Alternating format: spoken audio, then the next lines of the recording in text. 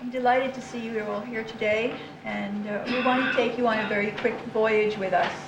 On a small boat, a sailing ship, just over 120 feet long, with 500 people on board, you can imagine, and on one deck only, you can imagine the kind of conditions that existed for long periods of time, you know, months at sea, experiencing rough weather and getting seasickness and the whole bit, and having to feed people twice a day, and also to give them water and look after their own needs, daily needs and so on. It is a horrendous journey in itself. You can imagine 4 days of a terrible hurricane, being locked in the 'tween decks in darkness, probably being tied to a post, because if you're not tied securely, everything that was loose was bouncing around with the waves up and down.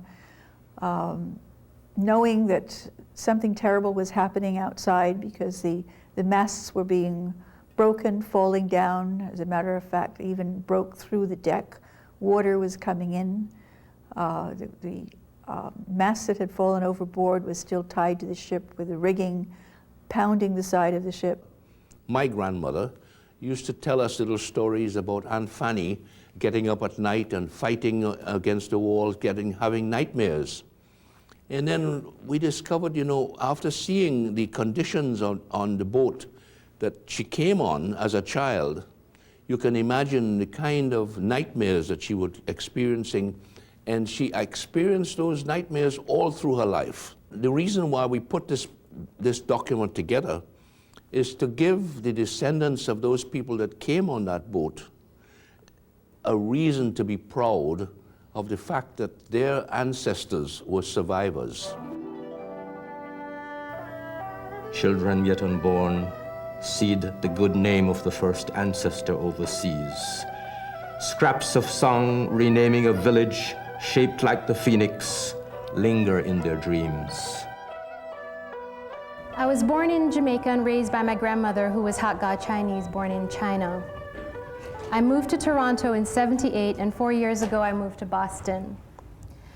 I'm telling you this because when I left Jamaica and moved to Canada, all I knew is I didn't feel Chinese. I wish I had a loonie for every time someone says, you know, do you speak Mandarin or Cantonese? Mandarin is what they speak in China, isn't it? But yeah, that's true, but you know, there are a million other dialects out there. So even if you speak Hakka, you remain very much a minority within a minority. Living in Toronto and speaking Hakka is like saying, you know, you're really, really good in Latin. To think that I would deny being Chinese based on the fact that I couldn't explain my uniqueness was sad. It played down my grandmother's journey from China to Jamaica and all the other Chinese people who made sacrifices for another life. Most of all, it negated my own history. Look, look, my children, to the land of your forefathers, ancient, mysterious, strong, to the heritage that is yours by birth, so long obscured by cruel prejudice and the borrowed ways of other lands. Come again to the learning and the lore that made our people great before many walked upright on the land. Okay.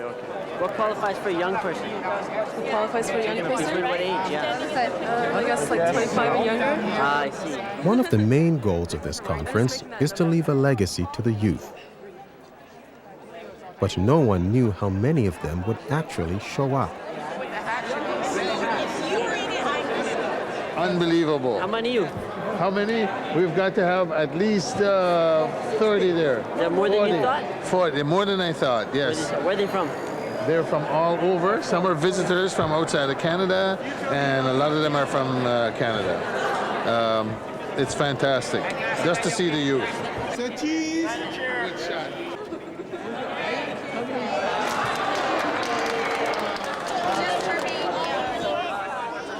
This is what Keith Lowe dreamed of. Keith, what do you think of all these young people? Great. This is what it's all about. Start 1, 2, ready, go. When I came to this Hakka conference, I didn't realize there would be so many Hakkas from Jamaica, and I was surprised to see that there were quite a lot of people, as well as from India and Canada. And we learned that there's a lot of Hakkas in Peru, actually. In Peru? Yeah, that's like shocking. Like, I never knew that. Peru, like, where's, how come, you know, what's the reason behind that?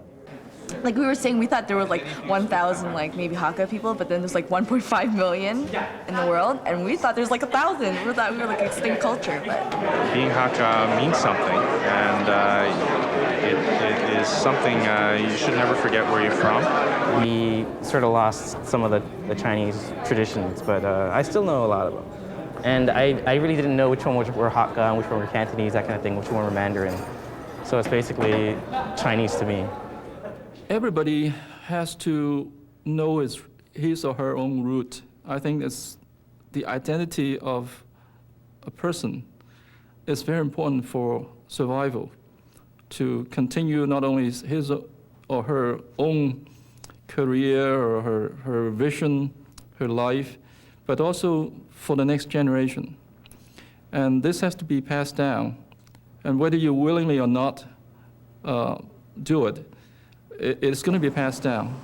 This workshop gives the younger Hakka a chance to get answers from their elders. Most of the young people have lost their language and the connection to their culture. What we're trying to do is really to answer any questions that you might have regarding your culture or your identity or customs, for that matter.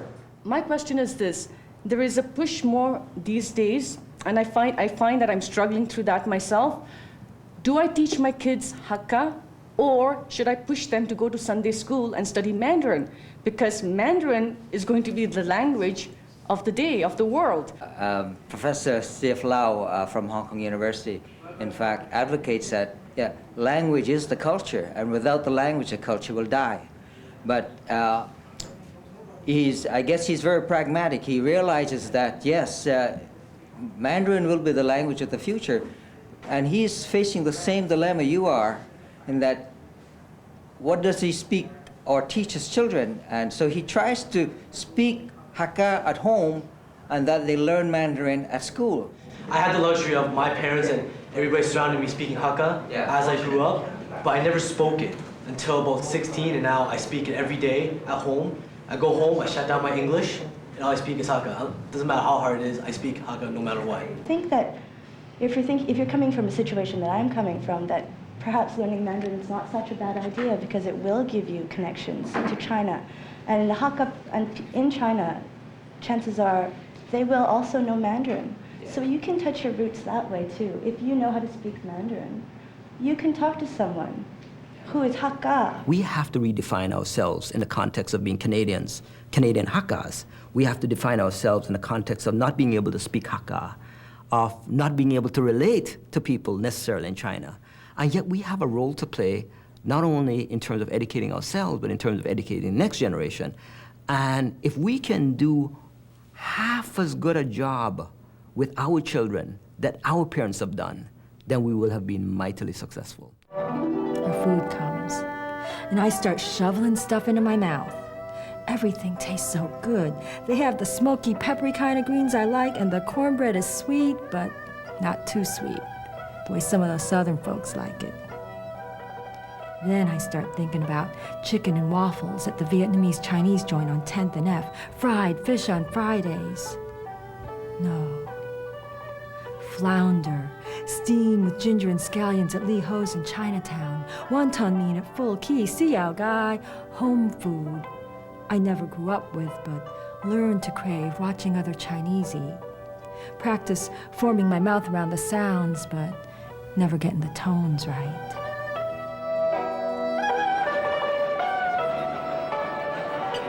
But what Chinese gathering would be complete without a banquet? Dignitaries from Canada and other countries where the Hakka settled joined the Hakka in celebration.